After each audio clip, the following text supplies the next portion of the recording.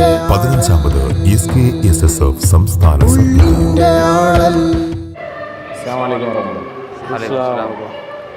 SKSSFിൻ്റെ സംസ്ഥാന കമ്മിറ്റിയുടെ കീഴിൽ നടത്തുന്ന സർഗലയം അതിൻ്റെ 15ാമത്തെ എഡിഷനിലേക്ക് കടന്നിരിക്കുകയാണ്. കഴിഞ്ഞ 3 ദിവസങ്ങളായി ഇവിടെ വളരെ മനോഹരമായി ഈ വർഷത്തെ തീം ഉള്ളിൻ്റെ ആളൽ എന്ന തീം വെച്ചുകൊണ്ട് വളരെ മനോഹരമായി പരിപാടി നടന്നുകൊണ്ടിരിക്കുന്നു. അതിനിടയിൽ സംഘടന പിന്നിട്ട നാൾവഴികളെക്കുറിച്ചും അതുപോലെ തന്നെ സംഘടന നടത്തിയ ഇടപെടലുകളെക്കുറിച്ചും അതുപോലെ തന്നെ ഒരു കാലഘട്ടത്തിൻ്റെ അനിവാര്യതയുടെ സൃഷ്ടിയായി രൂപീകൃതമായ ഒരു സംഘടന അത് ഈ കാലഘട്ടത്തിൽ ചെയ്ത ഒരുപാട് വിദ്യാഭ്യാസ മതമേഖലയിൽ ഭൗതിക മേഖലയിൽ അതുപോലെ സാമൂഹ്യപരമായ ഒരുപാട് ഇടപെടലുകൾ ഈ കാര്യങ്ങളൊക്കെ ഇതിനിടയിൽ ചർച്ച നടന്നുകൊണ്ടിരിക്കുന്നു. ഇതിൻ്റെ ഭാഗമായി തന്നെയുള്ള ഒരു കൂടിക്കാഴ്ചയിലാണ് ഞാൻ നിങ്ങളുള്ളത്. നമ്മൾ ഈ സെഷനിൽ ചർച്ച ചെയ്യുന്നത് കണ്ണൂർ ജില്ലയിൽ ഉള്ള നമ്മുടെ മതകീയമായ മുന്നേറ്റം, വിദ്യാഭ്യാസപരമായ മുന്നേറ്റം, അതുപോലെ സമുദായം നേടിയ പുരോഗതികൾ അതൊക്കെ ഒന്ന് ചർച്ച ചെയ്യാം.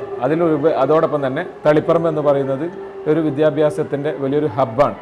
നമുക്കറിയാം, ഉത്തര കേരളത്തിൻ്റെ അലിഗഡ് എന്നൊക്കെ വിശേഷിപ്പിക്കുന്ന സയ്യിദ് പോലെയുള്ള സ്ഥാപനങ്ങൾ ഇവിടെ നിലകൊള്ളുന്നു. അതോടൊപ്പം തന്നെ ഷെയ്ഖുന ഷംസുൽ ഉലമ അടക്കമുള്ള സമസ്തയുടെ സമുന്നതരായ പണ്ഡിതന്മാർ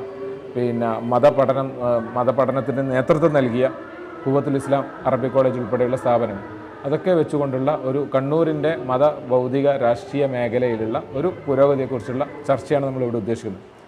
ആദ്യമായി തന്നെ നമുക്ക് ഈ നമ്മുടെ സർഗലയം നടക്കുന്ന തളിപ്പറമ്പ് സർ സയ്യിദ് സ്ഥാപനങ്ങളുടെ ജനറൽ സെക്രട്ടറിയും അതോടൊപ്പം തന്നെ ഈ സംഘാടക സമിതിയുടെ വർക്കിംഗ് ചെയർമാനൊക്കെ ആയ മഹമ്മൂദ് സാഹിബിലേക്ക് പോകാം. കണ്ണൂർ ജില്ലയിൽ വിദ്യാഭ്യാസ പുരോഗതി അത് നമുക്കറിയാം. CDMEA എന്ന് പറയുന്ന ഒരു വലിയ പ്രസ്ഥാനം രൂപീകൃതമായതിനു ശേഷം വലിയൊരു വിദ്യാഭ്യാസ വിപ്ലവം നമ്മുടെ കണ്ണൂർ ജില്ലയ്ക്ക് നേടാൻ സാധിച്ചിട്ടുണ്ട്. ഇന്ന് അതിൻ്റെ കാര്യദർശിയായി നിൽക്കുമ്പോൾ ഈ ജില്ലയിൽ ഉണ്ടായ വിദ്യാഭ്യാസ പുരോഗതി, അതിൻ്റെ ചരിത്രവും വർത്തമാനവും എങ്ങനെ സാർ നോക്കിക്കാണുന്നു? Kannur district Muslim education association CDMA, അതാണ് സിദ്ദിഖ് ചോദിച്ചത്. കേരളത്തിലെ വടക്കേ മലബാറിലെ അലിഗഡ് എന്നറിയപ്പെടുന്ന സർ സയ്യിദ് കോളേജ് അത് സ്ഥാപിക്കാനുണ്ടായ സാഹചര്യമാണ് 1967 കോളേജിൻ്റെ ആരംഭം തുടങ്ങുന്നത്. അത് ആരംഭിക്കാനുള്ള കാരണം അന്ന് വിദ്യാഭ്യാസ മന്ത്രിയായിരുന്ന CH മുഹമ്മദ് കോയ സാഹിബ് അദ്ദേഹം കേരളത്തിൽ അങ്ങോളം ഇങ്ങോളം ഓടി നടന്ന് അദ്ദേഹം പോകുന്ന പരിപാടികളിലൊക്കെ പങ്കെടുക്കുന്ന പ്രമാണിമാരെ വിളിച്ച് നിങ്ങൾ LP സ്കൂൾ ആരംഭിക്കണം, UP സ്കൂൾ ആരംഭിക്കണം എന്ന് പറയുന്ന ഒരു കാലഘട്ടത്തിലാണ് കണ്ണൂരിലെ ന്യൂനപക്ഷത്തിൽപ്പെട്ട ചില വിദ്യാർത്ഥികൾക്ക് പഠിക്കാൻ അന്നത്തെ കണ്ണൂർ ജില്ലയിലെ ഉന്നത വിദ്യാഭ്യാസം നൽകുന്ന കോളേജുകളിൽ പോയപ്പോൾ അഡ്മിഷൻ ലഭ്യമായിരുന്നില്ല. CDMAയുടെ എക്സിക്യൂട്ടീവ് യോഗത്തിൽ അതൊരു വലിയ ചർച്ചയാവുകയും വടക്കേ മലബാറിൽ ഒരു ഉന്നത വിദ്യാഭ്യാസം ആരംഭിക്കണം, അതിൻ്റെ പ്രാധാന്യം വളരെ വലുതാണെന്ന് മനസ്സിലാക്കിയ അടിസ്ഥാനത്തിലാണ് ജസ്റ്റിസ് ഖാലിദ് സാറിൻ്റെ നേതൃത്വത്തിലുള്ള CDMAയുടെ അന്നത്തെ അംഗങ്ങൾ സർ സയ്യിദ് കോളേജ് സ്ഥാപിക്കുന്നതിന് വേണ്ടിയുള്ള പ്രാരംഭ പ്രവൃത്തി ആരംഭിച്ചത്. അതിന് വലിയ പശ്ചാത്തലമുണ്ട്. തളിപ്പറമ്പിനെ സംബന്ധിച്ച് പറയുമ്പോൾ അന്ന് തളിപ്പറമ്പിലെ വഖഫ് ഭൂമിയാണ് സർ സയ്യിദ് കോളേജ് സ്ഥാപിക്കാൻ നൽകിയത്. നമുക്കറിയാം, ആ രംഗം ആ കാലഘട്ടം എന്ന് പറയുന്നത് അന്ന് വല്യാപ്പള്ളി അയിനിക്കാട് ഇബ്രാഹിം മുസ്ലിയാർ അദ്ദേഹമായിരുന്നു തളിപ്പറമ്പിലെ ഖാദി. വഖഫ് കൈകാര്യം ചെയ്യുമ്പോൾ അതുണ്ടാക്കാവുന്ന മതപരമായ പ്രശ്നങ്ങൾ അതിജീവിക്കാൻ സമസ്തയിലെ പ്രധാനപ്പെട്ട ആളുകളെന്ന നിലയിൽ അയിനിക്കാട് ഇബ്രാഹിം മുസ്ലിയാർ പോലെയുള്ള അന്നത്തെ സമസ്തയിലെ നേതാക്കന്മാരൊക്കെ അതിന് അനുവാദം നൽകുകയും അങ്ങനെയാണ് കോളേജ് ഇവിടെ വരികയും ചെയ്തത്. തുടങ്ങി 55 വർഷക്കാലം കഴിയുമ്പോൾ നമുക്കറിയാം, ഇന്ത്യയിലെ തന്നെ ലോകത്ത് തന്നെ ഒരുപാട് ന്യൂനപക്ഷ വിദ്യാർത്ഥികൾക്ക് ഉന്നതമായ സ്ഥാനങ്ങൾ ലഭ്യമാകാൻ ഈ വിദ്യാഭ്യാസ സ്ഥാപനം സാധിച്ചിട്ടുണ്ട്. SKSFിൻ്റെ സർഗലയം തളിപ്പറമ്പ് നടക്കുമ്പോൾ ഞങ്ങൾ അഭിമാനം കൊള്ളുന്നതാണ്. ഞങ്ങളൊരു സ്ഥാപനത്തിൽ പ്രതിഭാതരായ ഒരുപാട് ആളുകൾ വന്ന് അവരുടെ കലാപ്രകടനങ്ങൾ, അവരുടെ സർഗവാസനകൾ പരിപോഷിപ്പിക്കുന്ന പരിപാടികൾ നടത്തുക എന്ന് പറയുമ്പോൾ അന്ന് എന്തായിരുന്നു ജസ്റ്റിസ് ഖാലിദ് സാർ പോലെയുള്ള ആളുകൾ, അയിനിക്കാട് ഇബ്രാഹിം മുസ്ലിയാർ പോലെയുള്ള ആളുകൾ, അല്ലെങ്കിൽ അന്നത്തെ തളിപ്പറമ്പിലെ കാരണവന്മാർ അവരൊക്കെ ആഗ്രഹിച്ചത്, അത് പൂവണിഞ്ഞുകൊണ്ടിരിക്കുകയാണ്. അതുപോലെ തന്നെ കണ്ണൂർ ജില്ലയിൽ മതപരമായ വലിയ മുന്നേറ്റം സൃഷ്ടിക്കാൻ നമുക്ക് സാധിച്ചിട്ടുണ്ട്. അത് പ്രവാചകൻ സല്ലല്ലാഹു അലൈഹി വസല്ലമ കാലത്തൊട്ടുള്ള ചരിത്രത്തിലൊക്കെ എഴുതപ്പെട്ടതും പറയപ്പെട്ടതുമായ എല്ലാ ചരിത്രങ്ങളിലും മാലിക് ബിൻ ദീനാറും സംഘവും ഇവിടെ എത്തിയെന്ന് പറയപ്പെടുന്ന എല്ലാ ചരിത്രങ്ങളിലും കണ്ണൂരിലെ വിവിധ പ്രദേശങ്ങൾ, വളപട്ടണം, ധർമ്മടം, ശ്രീകണ്ഠാപുരം, പായങ്ങാടി പോലെയുള്ള എല്ലാ പ്രദേശങ്ങളും പരാമർശ വിധേയമാണ്. ആ കാലഘട്ടത്തിൽ തന്നെ ഇവിടെ ഇസ്ലാം എത്തിയിട്ടുണ്ട്. അവിടെ നിന്ന് ഇങ്ങോട്ട് ഉണ്ടായ ഒരുപാട് മതപരമായ പുരോഗതിക്ക് സമസ്ത വലിയ ദൗത്യം നിർവഹിച്ചിട്ടുണ്ട്. കോഴിയോട് മുഹീദ്ദീൻ കുട്ടി മുസ്ലിയാരെ പോലെ അതിനേക്കാൾ പണ്ഡിതരായ ശ്രേഷ്ഠന്മാരെ, അതുപോലെ നമ്മുടെ സംഘടന SKSF രൂപീകരിക്കുമ്പോൾ അതിൻ്റെ സ്ഥാപക പ്രസിഡന്റ് ഉണ്ടായത് കണ്ണൂർ ജില്ലയിൽ വെച്ചാണ്. അങ്ങനെ കണ്ണൂർ ജില്ലയിലെ സമസ്തയുടെ അതുപോലെ ആത്മീയ മേഖലയിൽ ഉണ്ടായ പുരോഗതി, അതിൻ്റെ ഒരു വിശദീകരണം ബഹുമാനപ്പെട്ട ബാക്കി ഉസ്താദ് നമ്മളോട് സംസാരിക്കും. സിദ്ദീഖ് പറഞ്ഞതുപോലെ കാലത്ത് തന്നെ ഇസ്ലാം കേരളത്തിലെത്തി എന്നതിൻ്റെ ഒരുപാട് തെളിവുകളുണ്ട്. മാടായിപ്പള്ളി ഏറ്റവും പ്രധാനപ്പെട്ട ഉദാഹരണമാണ്. ഒട്ടനവധി മക്ബറകൾ, നമ്മൾ കണ്ണൂരിൽ ഒരുപാട് സ്ഥലങ്ങൾ പറയാൻ കഴിയും. സിദ്ദീഖ് പറഞ്ഞ സ്ഥലത്തിന് പുറമെ തന്നെ ഒട്ടനവധി സ്ഥലങ്ങളുണ്ട്. അപ്പോൾ ആ രീതിയിൽ തിരുനബി സല്ലല്ലാഹു അലൈഹി വസല്ലമയും സഹാബത്തും എങ്ങനെയാണോ മക്കത്ത് ജീവിച്ചത് അതിനനുസൃതമായ ഒരു ജീവിതമായിരുന്നു കേരളത്തിലുണ്ടായിരുന്നത്, പ്രത്യേകിച്ച് കണ്ണൂരിൽ. അപ്പോൾ സ്വാഭാവികമായിട്ടും നമ്മൾ മനസ്സിലാക്കിയതുപോലെ ഉമ്മത്തിനെ നയിച്ചിരുന്നത് സയ്യിദ് സൂഫി ആലിം അച്ചുതണ്ടാണ്. സയ്യിദന്മാരടങ്ങുന്ന, സൂഫിവര്യന്മാരടങ്ങുന്ന, ആലിമീങ്ങളടങ്ങുന്ന ഒരു അച്ചുതണ്ട് നയിച്ചപ്പോൾ വലിയൊരു ഉമറാക്കൂട്ടം അവർക്ക് പിന്തുണ നൽകുകയും സാധാരണക്കാർ അവരുടെ വിഷയങ്ങൾ ഏറ്റെടുക്കുകയും ചെയ്തു. അത് കൃത്യമായി നമുക്ക് കണ്ണൂരിൽ കാണാൻ കഴിയും. യഥാർത്ഥത്തിൽ സമസ്ത കേരള ജമിയത്തുൽ ഉലമ എന്ന് പറയുന്ന ആധ്യാത്മിക പ്രസ്ഥാനം രൂപീകൃതമാവാൻ തന്നെ കാരണം 1921 മലബാർ കലാപവുമായി ബന്ധപ്പെട്ട വിഷയത്തിലുണ്ടായിരുന്ന വിശ്വാസ ശിഥിലീകരണവുമായി ബന്ധപ്പെട്ട വിഷയമാണ്. അന്നു തന്നെ വലിയ മഹത്തുക്കൾ, നമുക്കറിയാം സമസ്ത കേരള ജമിയത്തുൽ ഉലമയുടെ വൈസ് പ്രസിഡൻ്റായിരുന്ന മഹാനായ മൗലാന റഷീദുദ്ദീൻ മൂസ മുസ്ലിയാർ, പാലോട്ട് മൂസക്കുട്ടി ഹാജി, കുത്തുബിത്തങ്ങൾ, അങ്ങനെ തുടങ്ങിയിട്ട വലിയ മഹത്തുക്കളുടെ സാന്നിധ്യം കണ്ണൂരിലുണ്ടായിരുന്നു. അതുകൊണ്ട് തന്നെ ആ തലത്തിൽ ഇതിൻ്റെ ഇസ്ലാമികമായ വിജ്ഞാനത്തിൻ്റെ പ്രസരണം കണ്ണൂരിൽ നടന്നു. അതുതന്നെയാണ് കണ്ണൂരിലെ ഏറ്റവും പ്രധാനപ്പെട്ട ഒരു സംഗതി. അങ്ങനെ വരുമ്പോൾ സമസ്തയുടെ പോഷക ഘടകങ്ങൾ എന്ന രീതിയിൽ SKSF വലിയൊരു സ്ഥാനം, വലിയൊരു പങ്ക് കണ്ണൂരിൽ നിർവഹിച്ചിട്ടുണ്ട്. ഇന്ന് നമ്മൾ നേരത്തെ സൂചിപ്പിച്ചതുപോലെ 1995 ഒന്നാമത്തെ സർഗലയം നടന്നത് കണ്ണൂരിലെ പെരുമ്പയിലാണ് എന്നത് ഏറ്റവും സന്തോഷമാണ്. ഒരുപക്ഷെ അതിനേക്കാൾ വലിയൊരു സംഗതി, സർഗലയം എന്ന ആശയം സംസ്ഥാന തലത്തിൽ നിന്ന് വരുന്നതിന് മുമ്പ് ദർസ് അറബി കോളേജുകളുടെ മത്സരം നടന്നത് കണ്ണൂരിലായിരുന്നു. അന്ന് സർഗലയം എന്ന പേരില്ലെങ്കിലും ആ ദർസ് അറബി കോളേജുകളുടെ മത്സരമായിരുന്നു പിന്നെ സർഗലയമായി മാറ്റം വന്നത്. അപ്പോൾ അങ്ങനെ SKSFൻ്റെ വലിയൊരു സ്വാധീനം, SKSF സംസ്ഥാന പ്രസിഡന്റ് കണ്ണൂരിലായിരുന്നു. ഒരുപാട് സ്ഥാപനങ്ങൾ തളിപ്പറമ്പിൽ നിൽക്കുമ്പോൾ ഖുവത്തുൽ ഇസ്ലാം നമുക്ക് മറക്കാൻ കഴിയില്ല, ഷംസുൽ പോലെ, മഹാനായ CM വലിയുല്ലാഹിയെ പോലെയുള്ള ഒരുപാട് ആൾക്കാരുടെ പാദസ്പർശനമേറ്റ് പുളകിതമായ മണ്ണ് എന്ന നിലയിൽ കണ്ണൂരിൽ ഇസ്ലാമിൻ്റെ മുന്നേറ്റം വളരെ ശക്തമായി മുന്നേറുകയും അതോടൊപ്പം തന്നെ സമസ്ത കേരള ജമിയത്തുൽ ഉലമയുടെയും പോഷക ഘടകങ്ങളുടെയും പ്രവർത്തനങ്ങളും ഇവിടെയുള്ള ഉലമാക്കളുടെയും ഉമറാക്കളുടെയും കൂട്ടായ്മയോടുകൂടി മുന്നോട്ട് പോകുന്നു. ഏറെ സന്തോഷമാണ്. അതോടൊപ്പം തന്നെ നമ്മൾ കൂട്ടി വായിക്കേണ്ടത് സാമുദായിക നേതാക്കൾ കൃത്യമായി ഉണ്ടായ ഒരു സ്ഥലമാണ് പിന്നെ കണ്ണൂർ എന്ന് പറയുന്നത്. കോട്ടാലുപ്പി സാഹിബിനെ പോലെ, ബി പോക്കർ സാഹിബിനെ പോലെ, അഹമ്മദ് സാഹിബിനെ പോലെ, കെ സാഹിബിനെ പോലെയുള്ള വലിയ വലിയ മഹത്തുക്കൾക്ക് ജീവൻ നൽകിയ പ്രദേശം കൂടിയാണ് കണ്ണൂർ എന്നത് നമ്മൾ പ്രത്യേകം സ്മരിക്കേണ്ടതാണ്. സലാം സാർ പറയുന്നത് നമ്മുടെ ജില്ലക്കാരനല്ല. ഒരു 10-15 വർഷമായി കണ്ണൂർ ജില്ലയിലേക്ക് കടന്നു വന്നു. സർ സെയ്ദ് കോളേജിൽ ഒരു അധ്യാപകനായി വന്നു. അതോടൊപ്പം തന്നെ ചരിത്രത്തിൻ്റെ ഗവേഷണവുമായി ബന്ധപ്പെട്ട് ചിലപ്പോൾ നമ്മൾ മനസ്സിലാക്കുന്നതിനേക്കാളേറെ നമ്മുടെ ജില്ലയെക്കുറിച്ചിട്ട്, പ്രത്യേകിച്ച് നമ്മുടെ സമുദായത്തിൻ്റെ പല മേഖലയിലുള്ള പുരോഗതികളെക്കുറിച്ചിട്ട് മനസ്സിലാക്കിയ ഒരാളാണ്. അതോടൊപ്പം തന്നെ ജില്ലയിൽ നടക്കുന്ന പ്രധാന പല പരിപാടികളിലും പിന്നിൽ നിന്ന് നയിക്കുന്ന അതിൻ്റെ ഒരു മികച്ച സംഘാടകൻ എന്നുള്ള നിലയിൽ സലാം സാർ എത്തിയിട്ടുണ്ട്. ആ സലാം സാർ നമ്മുടെ ഈ നാടിൻ്റെ പൈതൃകങ്ങളൊക്കെ മനസ്സിലാക്കിയിട്ടുണ്ട്. ആ ഒരു സാറ് ഈ കാലയളവിൽ പുറത്തുനിന്ന് വന്ന് ഇവിടെ അണിനിരന്ന ഒരാളെന്നുള്ള നിലയിൽ സാറ് കണ്ടെത്തി അല്ലെങ്കിൽ മനസ്സിലാക്കിയ നമ്മുടെ പൈതൃകം, നമ്മുടെ ചരിത്രം, വർത്തമാനങ്ങളൊക്കെ ഒന്ന് വിലയിരുത്താൻ. തീർച്ചയായിട്ടും തളിപ്പറമ്പിനെ കുറിച്ച് സംസാരിക്കുമ്പോൾ ഏറ്റവും അഭിമാനം തോന്നാറുണ്ട്. പ്രത്യേകിച്ച് ചരിത്രപരമായിട്ട് തളിപ്പറമ്പിനൊരു വല്ലാത്തൊരു സാംസ്കാരിക ഭൂമികയുണ്ട്. പ്രത്യേകിച്ച് നമുക്കറിയാം 11-ാം നൂറ്റാണ്ടിലാണ് ശരിക്കും തളിപ്പറമ്പിൻ്റെ ഒരു ചരിത്രം രേഖപ്പെടുത്തുന്നത്. അത് ഹൈന്ദവ സംസ്കാരവുമായി ബന്ധപ്പെട്ടാണ്. പ്രത്യേകിച്ച് തളിപ്പറമ്പിൻ്റെ പേരും തളിപ്പറമ്പിൽ മുസ്ലിങ്ങൾ വന്നതൊക്കെ നമ്മളെല്ലാവരും പറഞ്ഞ കഥയാണ്. പക്ഷെ അതിനുശേഷം ഒരു 11ാം നൂറ്റാണ്ടിൻ്റെ അവസാനത്തിലാണ് തളിപ്പറമ്പിൽ മുസ്ലിങ്ങളുടെ ജീവിതം ഉണ്ടാകുന്നത്. മുസ്ലിങ്ങൾ താമസിക്കാൻ തുടങ്ങുന്നത്, ജീവിക്കാൻ തുടങ്ങുന്നതൊക്കെ 11ാം നൂറ്റാണ്ടിൻ്റെ അവസാനത്തിലാണ്. അതിൻ്റെ ഏറ്റവും വലിയ ഉദാഹരണങ്ങളായിട്ട് ഇവിടെ കാണാൻ പറ്റുന്നത് നമ്മൾ വലിയ മന്ന എന്ന് പറയുന്ന മന്നയിലെ മക്കാമുണ്ട്, തങ്ങൾ പള്ളിയുണ്ട്, ജുമാത്ത് പള്ളിയുണ്ട്. ഇവിടെയൊക്കെ ജനങ്ങൾ ഏറ്റവും കൂടുതൽ കേന്ദ്രീകരിച്ചിട്ടുള്ള സ്ഥലങ്ങളാണ്. ജനങ്ങളുടെ പ്രശ്നങ്ങൾ പറയുകയും ആ പ്രശ്നങ്ങളെ കൃത്യമായിട്ട് തങ്ങൾ കുടുംബങ്ങളും, പ്രത്യേകിച്ച് എനിക്ക് തോന്നുന്നു ബാവാലി തങ്ങൾ പോലെയുള്ള ആളുകൾ ഈ പ്രദേശത്തെ ആളുകളുമായിട്ട് അത്രമേൽ ചേർന്ന് നിന്നിട്ടുണ്ട്. അതേപോലെ തന്നെ തങ്ങൾ പള്ളിയൊക്കെ നമുക്ക് കാണാൻ പറ്റും ചരിത്രത്തിൽ. അങ്ങനെ ഒരു ഭാഗത്ത് ഈ തങ്ങൾമാരുടെയും അതേപോലെ തന്നെ മഹത്തുക്കളുടെയും ഒക്കെ സാന്നിധ്യം കൊണ്ട് തന്നെ തളിപ്പറമ്പിന് ഒരുപാട് അനുഗ്രഹങ്ങൾ കിട്ടിയിട്ടുണ്ട്.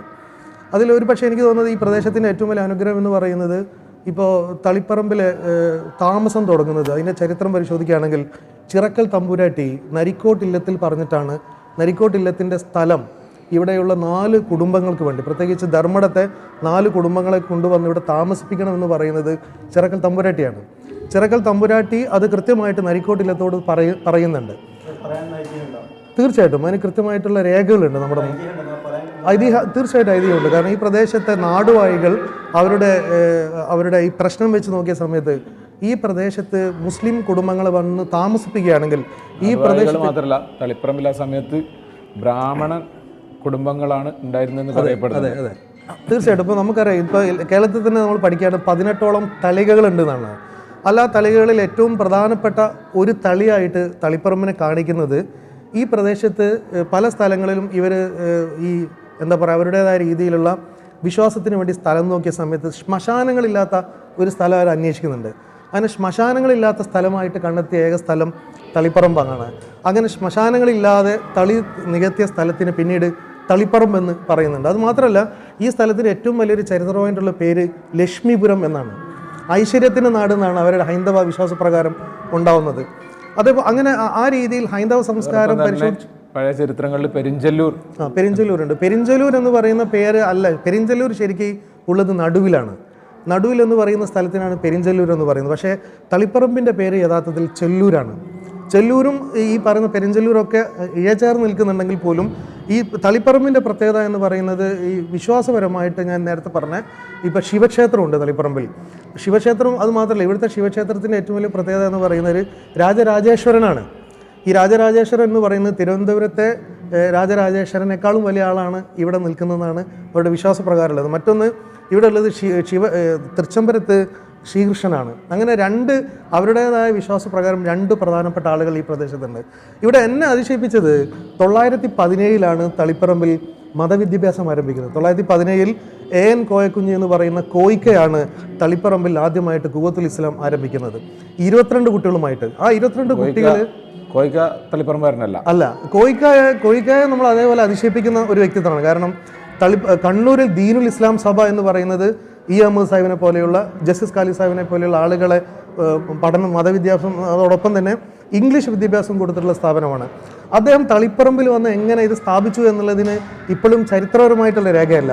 അപ്പോൾ 917 AN കോയക്കുഞ്ഞ് എന്ന് പറയുന്ന കോയിക്ക ഇത് സ്ഥാപിക്കുമ്പോൾ ഏറ്റവും പ്രധാനപ്പെട്ട ഒരു കാര്യം, പൊന്നാനിയിൽ നിന്ന് ഒരു മക്തൂം വരുന്നുണ്ട്.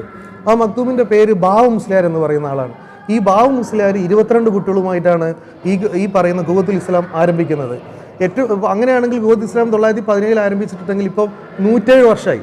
എനിക്ക് തോന്നുന്നു കേരളത്തിൽ തന്നെ 107 വർഷം പാരമ്പര്യമുള്ള ഒരു മതവിദ്യാഭ്യാസ സ്ഥാപനം ഉണ്ടാവില്ല. ഇതിന് ശേഷമാണ് പട്ടിക്കാട് ജാമിഅ ഉണ്ടാകുന്നത്. ഇതിന് ശേഷമാണ് അത് മാത്രമല്ല, അന്ന് ഈ ഖുവത്തുൽ ഇസ്ലാം അറബി മദ്രസ എന്നല്ല അതിന്റെ പേര്. ഖുവത്തുൽ ഇസ്ലാം അറബി മദ്രസ എന്ന് പേര് കൊടുക്കുന്നത് 938 ആദ്യം പ്രത്യേകിച്ച് പേരൊന്നും അങ്ങനെയാണ് പേര് ശരിക്കുന്നത്. അത് പറഞ്ഞാല് അന്ന് നമ്മളെ സാധാരണ അന്നുള്ള ഓത്തുപള്ളി സമ്പ്രദായമായിരുന്നു. ആ ഓത്തുപള്ളി സമ്പ്രദായത്തിന് അപ്പുറത്തേക്ക് പോയി ഈ കോയിക്ക എന്ന് പറയുന്നത് വലിയൊരു സാമൂഹ്യ പരിഷ്കർത്താവായിരുന്നു. അന്ന് ഈ പറയുന്ന 22 കുട്ടികളും കൂടി ദർസ് തുടങ്ങുമ്പോൾ ഉത്തരേന്ത്യയിലുള്ള ഒരു രീതിയിലുള്ള വിദ്യാഭ്യാസ രീതി, അറബി, ഉറുദു, ഇംഗ്ലീഷ്, പാഴ്സി ഭാഷകൾ ഉൾപ്പെടെയുള്ള ഒരു വലിയ വിദ്യാഭ്യാസ പ്രവർത്തനങ്ങളായിരുന്നു. കേരളത്തിലെ ഏറ്റവും വലിയ ഖുതുബാന അന്ന് ഏത് ഗ്രന്ഥങ്ങൾ അന്വേഷിച്ചു വന്നാലും കൂവത്തിൽ ഉണ്ടായിരുന്നു എന്നാണ് പറയപ്പെടുന്നത്. അതിൽ ഏറ്റവും വലിയ കാര്യം വെച്ചാൽ ഇരിക്കൂറിൽ നിന്ന് തളിപ്പറമ്പിൽ കൂവത്തിൽ ആൾക്കാർ ഉറുദു പഠിക്കാൻ വരുന്നുണ്ട്. അതിൻ്റെ ചരിത്രം എന്ന് വെച്ചാൽ ഇരിക്കൂറിൽ അന്ന് ഹൈദരാബാദിലുള്ള കുറേ ആളുകൾ താമസിച്ചിട്ടുണ്ട്. എനിക്ക് തോന്നുന്നു അന്ന് ഒരു പക്ഷേ ബ്രിട്ടീഷ് കാലഘട്ടത്തിൽ വന്നതിന് ശേഷമോ എന്തോ ഇരിക്കൂറിലെ കുറേ ആളുകൾ തളിപ്പറമ്പിൽ പഠിച്ചതായിട്ടുള്ള രേഖകൾ നമ്മുടെ കയ്യിലുണ്ട്.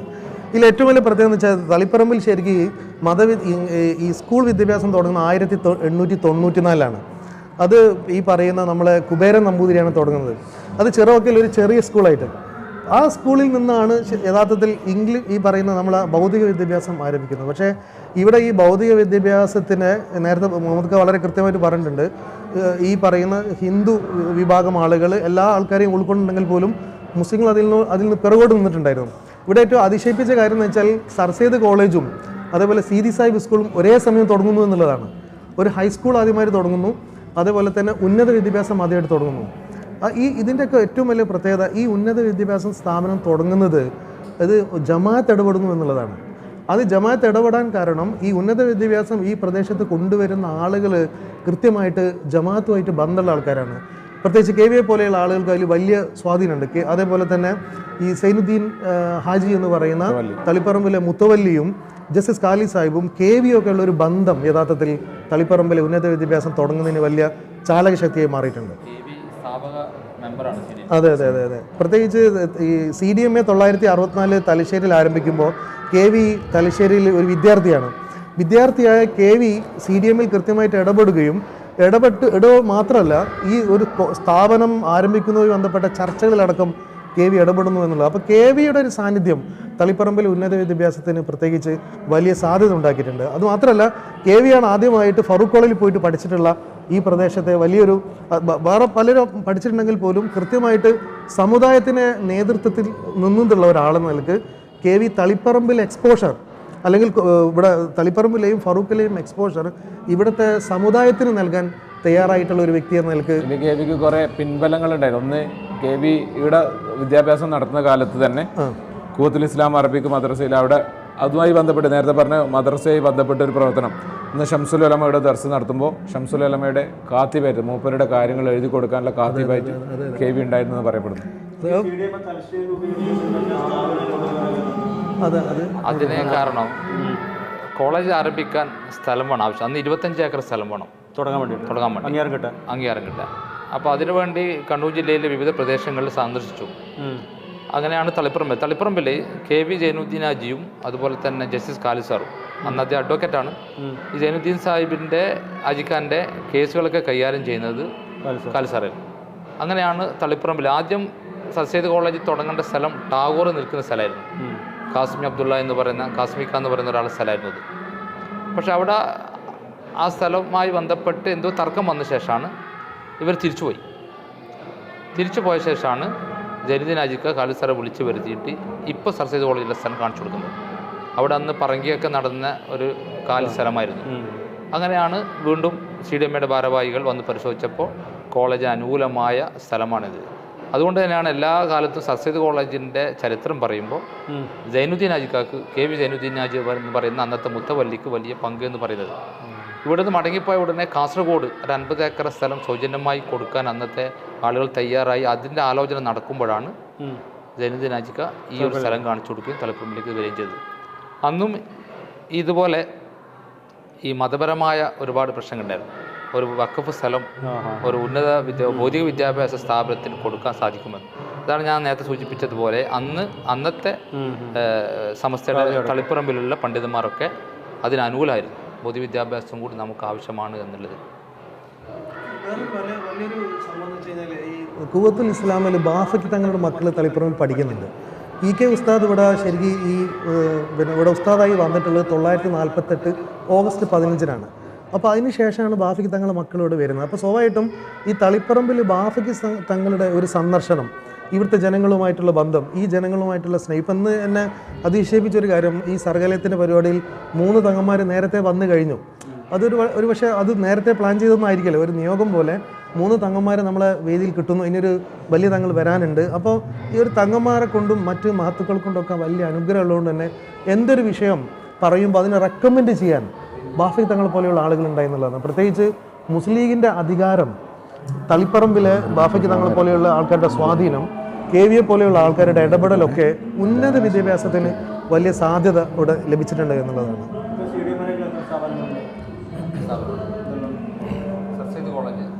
Sir Syed institute, self finance college, KSAP training college, sir Syed higher secondary school, Kurumath Sothi OP school. അത് കൂടാതെ തലശ്ശേരിയിൽ ഒരു ഗൈഡൻസ് ബ്യൂറോ വർക്ക് ചെയ്യുന്നുണ്ട്. ഗൈഡൻസ് ബ്യൂറോ അവിടെ പിന്നെ ഈ ഹാജിമാർക്ക് അപേക്ഷ പൂരിപ്പിച്ചു കൊടുക്കുക, വിദ്യാഭ്യാസപരമായിട്ടുള്ള മറ്റ് കാര്യങ്ങളൊക്കെ ചെയ്തു കൊടുക്കുക, അങ്ങനെയുള്ള ഒരു ഓഫീസാണ്. CDMന്റെ തുടക്കത്തിൽ ഓഫീസ് അവിടെയാണ്.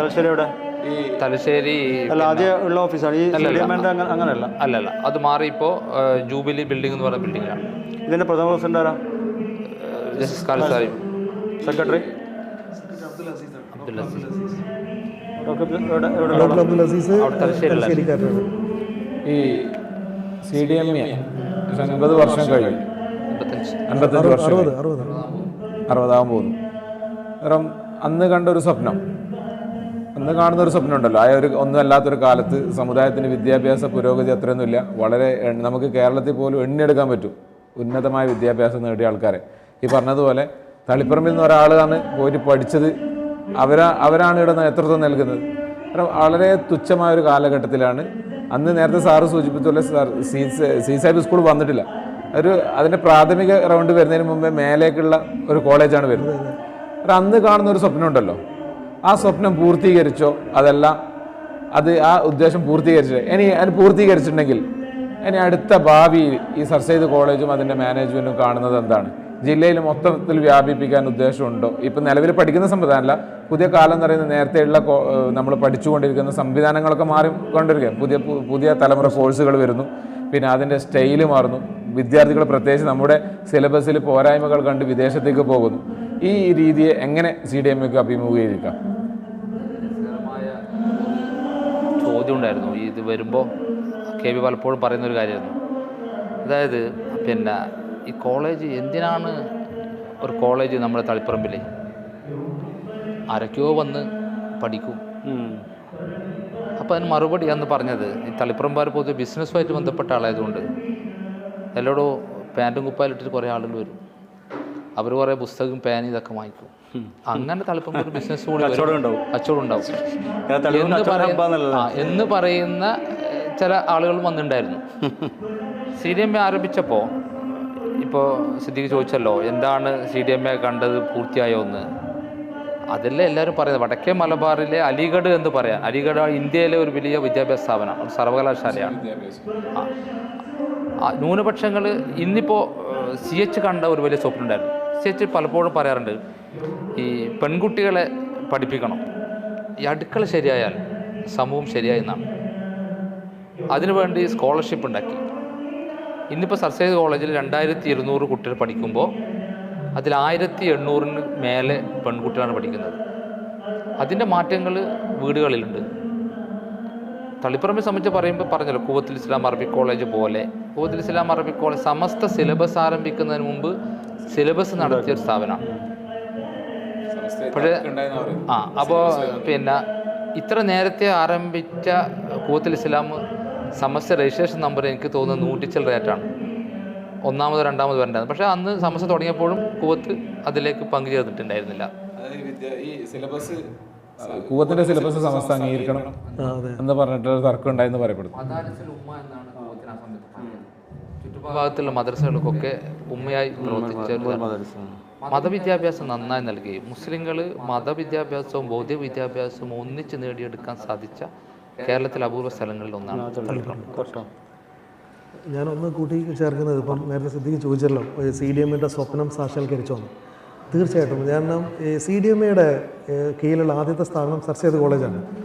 സർ സെയ്ദ് കോളേജിൻ്റെ ഒഫീഷ്യൽ ഉദ്ഘാടനം നമ്മൾ പറഞ്ഞു, ബാഫയ്ക്ക് തങ്ങൾ ദുആ ചെയ്തിട്ടാണ് കോളേജ് തുടങ്ങിയത്. 967 ജൂൺ 12-നാണ്. അതിൻ്റെ ഒഫീഷ്യൽ ഉദ്ഘാടനം ചെയ്യുന്നത് 968-ലാണ്. കാരണം സ്ഥാപനം ബിൽഡിങ്ങൊക്കെ വന്നു. അന്ന് CH അധ്യക്ഷൻ വഹിച്ചുകൊണ്ട് സംസാരിക്കുന്ന ഒരു പ്രസംഗം ഈ കോളേജിലെ തന്നെ മുൻ അധ്യാപകർ ഓർത്ത് പറയുന്നുണ്ട്. അപ്പോൾ അതിൽ CH അതിൻ്റെ ഉദ്ഘാടന ചടങ്ങിൽ അധ്യക്ഷൻ വഹിച്ച് സംസാരിക്കുന്നത് നിലവിലുള്ള ഷോവാളിൻ്റെ അടുത്ത്, വടക്ക് ഭാഗത്ത് തെക്ക് ഭാഗത്തുള്ള ഒരു ഷോവാളിൻ്റെ മുമ്പിൽ നിന്നാണ്. അന്ന് അദ്ദേഹം ഓഡിയൻസ് നിറയെ തളിപ്പറമ്പാർ മുഴുവനും ഈ സദസ്സിലുണ്ട്. സകല ജനങ്ങളുണ്ട്. അപ്പോൾ അദ്ദേഹം ഈ ജനങ്ങളെ ചൂണ്ടിക്കാണിച്ചിട്ട് ഇങ്ങനെ പറയുന്നുണ്ട്, ഞാൻ എൻ്റെ മനസ്സിലിപ്പം നിങ്ങൾ ഇരിക്കുന്ന മുൻവശത്ത് വലിയൊരു ഗവേഷണ നിലയം എൻ്റെ മനസ്സിൽ ഞാൻ സ്വപ്നം കാണുന്നു. ഇതിൻ്റെ ഇടതുവശത്ത് ഞാൻ വലിയൊരു ലൈബ്രറി സമുച്ചയം സ്വപ്നം കാണുന്നു. 1968 ഇത് കേട്ടിരിക്കുന്ന ആളുകളൊക്കെ ചിരിച്ചിട്ടുണ്ട് എന്നാണ് പറയുന്നത്. കാരണം മുമ്പിൽ മുഴുവൻ മൊട്ടപ്പാറയായിട്ടുള്ള സ്ഥലത്തിനെ നോക്കിക്കൊണ്ടാണ് സീച്ച് അത് പറയുന്നത്. പക്ഷേ CDMA നേരത്തെ പറഞ്ഞു, CDMA 60ാം വാർഷികമാണ്, സർ സെയ്ദ് കോളേജ് 57ാം വർഷമാണ്. ഈ 57ാം വർഷത്തിൽ ഇപ്പോൾ ഇൻഷാ അല്ലാഹ് ഈ 2025 ജനുവരി 15 ഈ സർ സെയ്ദ് കോളേജിന് തന്നെ പൂർവ്വ വിദ്യാർത്ഥിയായിട്ടുള്ള കുഞ്ഞാലിക്കുട്ടി സാഹിബ് 3 നിലയുള്ള ഗവേഷണ നിലയം ഉദ്ഘാടനം ചെയ്യുകയാണ്. നേരത്തെ തന്നെ നമ്മൾ ഏറ്റവും വലിയ 7600 സ്ക്വയർ ഫീറ്റുള്ള വലിയ കണ്ണൂർ യൂണിവേഴ്സിറ്റിയിലെ ഏറ്റവും വലിയ ലൈബ്രറി ഉദ്ഘാടനം ചെയ്യപ്പെട്ടു. അത് ഞാൻ പറഞ്ഞു വരുന്നത്, യഥാർത്ഥത്തിൽ ഒരു പ്രീ ഡിഗ്രി കോളേജായിട്ടുള്ള കോളേജിൽ ഇപ്പം 17 ഡിഗ്രി കോഴ്സുകളുണ്ട്, 5 PG ഉണ്ട്, 4 PhD ഉണ്ട്. നേരത്തെ തന്നെ 37 കുട്ടികൾ PhD ഡോക്ടറേറ്റ് എടുത്ത് കഴിഞ്ഞു. അപ്പോൾ ഒരു പ്രീ ഡിഗ്രി തുടങ്ങിയിട്ടുള്ള കോളേജ് ഉന്നത വിദ്യാഭ്യാസത്തിൻ്റെ ഏറ്റവും വലിയ സംഭവമായിട്ടുള്ള ഗവേഷണമടക്കം തുടങ്ങിക്കഴിഞ്ഞു എന്നുള്ളതാണ്. അപ്പോൾ ആ അർത്ഥത്തിൽ ഞാൻ പറഞ്ഞു വരുന്നത്, തളിപ്പറമ്പിൽ ഈ 2 വിദ്യാഭ്യാസവും സമന്വയിച്ചു എന്നുള്ളതാണ്. ഇപ്പോൾ ഒരു ഭാഗത്ത് ഖുവത്തുൽ ഇസ്ലാമിലൂടെ അതേപോലെ ദാറുൽ ഫലാഹ് അടക്കമുള്ള വലിയ മത സ്ഥാപനങ്ങൾ വലുതായിട്ട് തുടങ്ങി. അതോടൊപ്പം തന്നെ ഉന്നത വിദ്യാഭ്യാസ രംഗത്ത് Sir Syed College, sir Syed Institute, KSAP training college, ഒരുപാട് സ്ഥാപനം വന്നു. ഇതൊക്കെ ഇവിടെ വന്നിട്ടുണ്ടെങ്കിൽ പോലും ഇപ്പം നമ്മൾ പറഞ്ഞല്ലോ, ഈ സർഗലയത്തിന് സാക്ഷ്യം വഹിക്കുന്നത് ഉന്നത വിദ്യാഭ്യാസത്തിന് ഏറ്റവും വലിയ കേന്ദ്രമായിട്ടുള്ള KSAP ട്രെയിനിങ് കോളേജും സർ സെയ്ദ് ക്യാമ്പസുമാണ്. അപ്പോൾ ഇത് രണ്ടിനെയും ഒന്നിച്ച് കൊണ്ടുപോകാൻ തളിപ്പറമ്പിന് പറ്റുന്നത് വലിയ ഒരു സമസ്തയുടെ, പ്രത്യേകിച്ച് സുന്നി ആശയത്തിൻ്റെ വലിയൊരു ആശയധാര അത്രമേൽ ഇഴചേർന്ന് നിൽക്കുന്നത് കൊണ്ട് തന്നെയാണ് ഇത് രണ്ടും കൂടി ഒന്നിച്ചു കൊണ്ടുപോകാൻ കഴിയുന്നത്. ഓക്കെ, നമ്മൾ ചർച്ച ചെയ്യുന്ന വിഷയം എന്ന് പറയുന്നത് ദിവസങ്ങളോളം ചർച്ച ചെയ്യേണ്ട വിഷയമാണ്. കാരണം നമ്മുടെ എല്ലാ മേഖലയിലും വലിയ പുരോഗതി ഉണ്ടാക്കിയിട്ടുണ്ട്. അപ്പോൾ നേരത്തെ സൂചിപ്പിച്ചതുപോലെ ഒരു കച്ചവടം, നേരത്തെ ഉള്ള എല്ലാ വിഭാഗം ജനങ്ങളുടെ ഒരു കച്ചവടത്തിൻ്റെ ഒരു കേന്ദ്രമായിരുന്നു തളിപ്പറമ്പ്. അവിടുന്ന് വലിയൊരു രീതിയിലേക്ക് മാറി വന്നിട്ടുണ്ട്. കണ്ണൂർ ജില്ല മാറിയിട്ടുണ്ട്. സമസ്തയുടെ വലിയ മുന്നേറ്റം ഉണ്ടായിട്ടുണ്ട്. വിദ്യാഭ്യാസം നമുക്ക് ദിവസങ്ങളോളം ചർച്ച ചെയ്യേണ്ട ഒരു വിഷയമാണ്. നമ്മൾ ഈ ഒരു സർഗലത്തിൻ്റെ ഭാഗമായിട്ട് ചെറിയൊരു സെഷനാണ്. ഇത് ചുവട് വെച്ചിട്ട് ഭാവിയിൽ വലിയ വലിയ ചർച്ചകൾ നടക്കട്ടെ. നമ്മുടെ ഈ സംവിധാനത്തിൽ ഈ പാനൽ ഡിസ്കഷനിൽ വന്നു ചേർന്നത്, ഒന്ന് സമസ്തയുടെ നിലവിലെ കണ്ണൂരെ മുഖം സുന്നി മഹൽ ഫെഡറേഷൻ്റെ ജില്ലാ ജനറൽ സെക്രട്ടറി, അതോടൊപ്പം തന്നെ സമസ്തയുമായി ബന്ധപ്പെട്ടിട്ടുള്ള ഒരു പണ്ഡിതനാണെന്നും ഉമറ ആണെന്നൊക്കെ വിശേഷിപ്പിക്കാൻ തരത്തിലുള്ള വലിയൊരു, പ്രത്യേകിച്ച് സമസ്ത കണ്ണൂർ സർ സെയ്ദ് കോളേജിൻ്റെ പ്രൊഡക്റ്റ്, അതോടൊപ്പം തന്നെ ഒരുപാട് കൂവത്തിലുണ്ടായതാണ്.